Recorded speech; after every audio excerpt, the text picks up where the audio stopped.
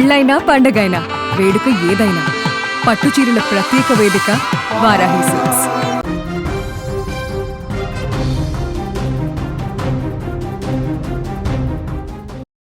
దేశ భద్రత కోసం విధులు నిర్వర్తించే బీఎస్ఎఫ్ క్యాంపులోనే కాల్పులు చోటు చేసుకోవడం అనేది తీవ్ర కలకలంగా మారింది. పశ్చిమ బెంగాల్లోని మాల్దా జిల్లాలో ఉన్న బీఎస్ఎఫ్ క్యాంపులో ఓ జవాన్ తన తోటి జవాన్లపైనే తాజాగా విచక్షణారహితంగా కాల్పులు జరపడంతో ఇద్దరు అక్కడికక్కడే ప్రాణాలు కోల్పోగా మరో జవాన్ తీవ్రంగా గాయపడ్డాడు. అసలు ఈ ఘటన ఎలా జరిగింది? కాల్పులకు గల కారణాలేంటి? ఈ వీడియోలో తెలుసుకుందాం.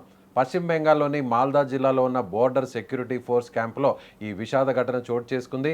విధుల్లో ఉన్న జవాన్ శివం మిశ్రా అకస్మాత్తుగా తన సర్వీస్ ఆయుధంతో తోటి జవాన్లపై కాల్పులకు తెగబడ్డాడు.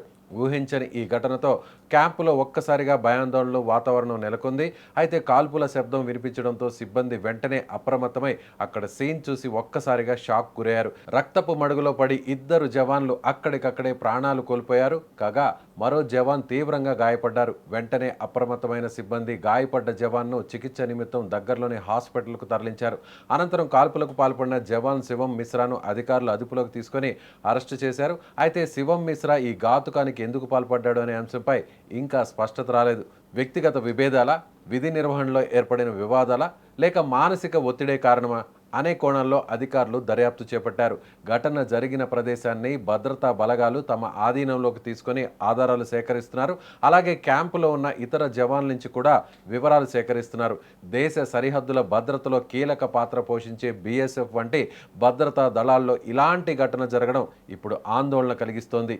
ఈ ఘటన ఇప్పుడు స్థానికంగా తీవ్ర కలకలంగా మారుతోంది. అయితే ఈ ఘటన వెనుక అసలు కారణాలపై అధికారిక దర్యాప్తు పూర్తయ్యాకే పూర్తి వివరాలు వెల్లడయ్యే అవకాశం ఉంది. మొత్తానికి మాల్దా బీఎస్ఎఫ్ క్యాంపులో జరిగిన ఈ కాల్పుల ఘటన రెండు కుటుంబాల్లో తీవ్ర విషాదాన్ని నింపింది. కాల్పులకు దారి తీసిన అసలు కారణాలపై అధికారులు దర్యాప్తు కొనసాగిస్తున్నారు. అసలు జవాన్ అంతటి దారుణానికి ఎందుకు పాల్పడ్డాడు?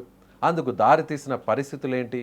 కాల్పులకు ముందు అసలేం జరిగిందనే కోణంలో పోలీసులు దర్యాప్తు చేస్తున్నారు.